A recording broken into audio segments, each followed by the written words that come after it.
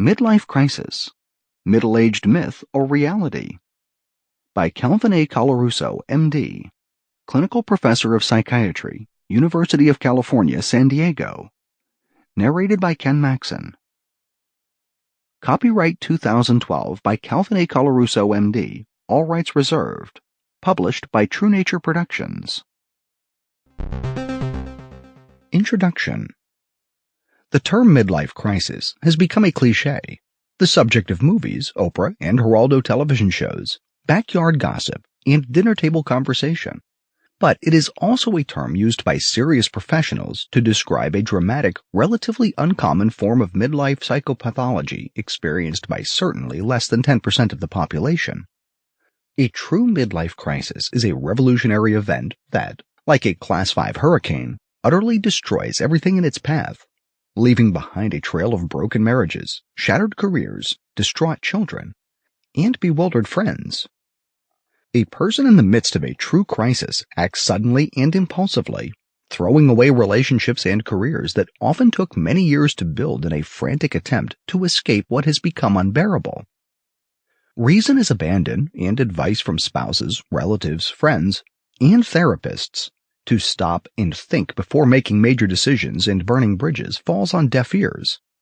So intense is the urge to escape from the intolerable present.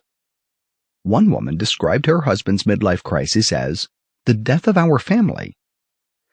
It behooves us to use the phrase midlife crisis carefully and with understanding.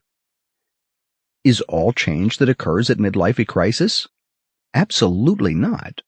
For some individuals, the feelings and events at midlife engender very little change. Others engage in a private, low-key self-questioning.